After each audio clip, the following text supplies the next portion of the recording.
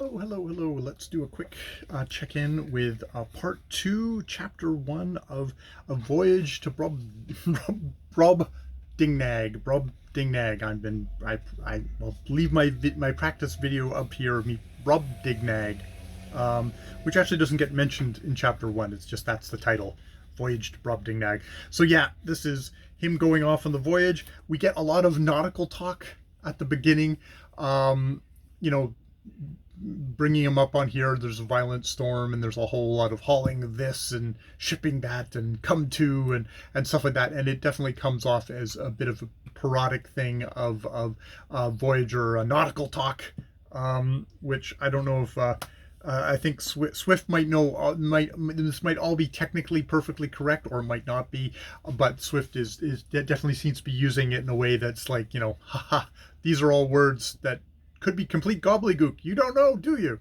But yes, ends up in a land, Brobdingnag, where he comes upon a farm, except a farm where the corn is like 40 feet high. He gets taken in by a giant farmer's family.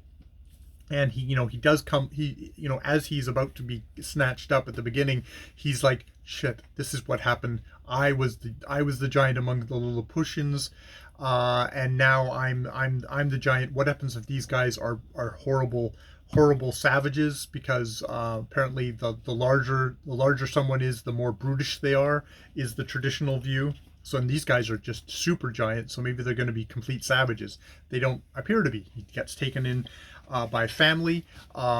He's there's definitely, he feels his size. There's a thing with a boy grabbing, a 10-year-old boy grabbing up and putting his head in his mouth, and he's like, the father kind of gives him a big yanks Gulliver away and gives the boy a clout in the ear. But it's funny, Gulliver is like well mindful of, like, what mischief boys can get up to with like small defenseless animals, and then lists a whole bunch of small defenseless animals that get tortured by little boys. He's like, he gets the father to pardon the boy and kiss his hand because he doesn't want to make an enemy out of this giant monster of a kid.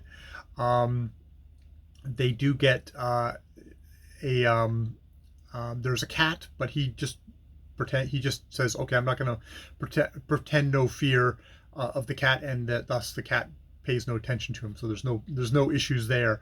They bring in a little baby infant though, who takes one look at Gulliver and goes, "It's a plaything. I wanna." And the mother actually does kind of hand him to the kid, but Gulliver kind of gives a great roar of maybe the baby puts his head in his mouth, and he gives such a great roar that, because the 10-year-old just shakes him around by his legs. Just the baby puts his head in his mouth and he gives such a great roar, it frightens the baby, and he's just wailing, and finally it's like, oh, okay, he's hungry. So the nurse, because this is, obviously still an English family and you don't have ladies nursing babies, the nurse takes out her breast, sits on the floor, and nurses the baby, at which point Gulliver finds it completely disgusting because he's seeing sort of the microscopic view of everything. So it's like, it's a giant breast, a giant dug, I think is what they call it, and there's like all the pimples and hairs and moles, and it's unevenly colored because he's seeing it thing up, and he reflects again back to Lilliputian days, where he thought, like, oh, they all seem to have incredibly great complexions. It's because he was seeing it from a great distance, and he had friends there who said, like, well, you looked okay, but then we brought us up to her face. Basically, he had the same kind of thing that he's seeing on the breast of a nursing thing. But it's interesting, we've gone very much into bodily function, primary bodily function, and kind of like, discussed on Gulliver's point. They go off to bed. He goes off, like, the farmer goes out to work. He goes off. He's like tired. They put him in the bedroom on this like 20-yard big bed, and is left there. And a couple of rats come up, which are like the size of mastiffs, and he has to pull out his hanger, his sword, and defend himself and actually kills one, and the other one runs off, but he makes a wound on the back, on its back, um, and is saved. And the mother comes in. The mother comes in. It's like, oh, poor thing. And he's like, I really need to go to the washroom. And he's, through motions, he's able to kind of finally communicate that. So they take him out to a yard where he asks, like, please don't watch me.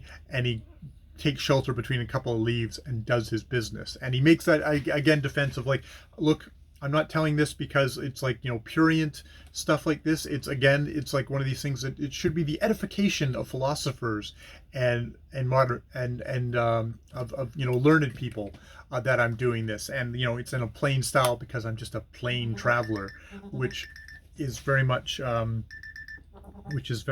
apparently a parody on kind of travelers' accounts. At least that's what I get from this book. Oh, where we get yet another one of these maps. I don't know if I showed the first map. That is Brobdingnag up there on the little land thing. Oh, a little almost connection with North America. Probably just off the side, off the side of Vancouver Island. We're actually all giants here, so you better watch out if you come here. We might step on you or feed you to our babies. But yeah, so there's definitely we're getting that whole relative scale thing, and he's like going like, well, maybe there's somewhere in the world that Lilliputians would be giants, and there'd be even tinier creatures that are as for yet undiscovered.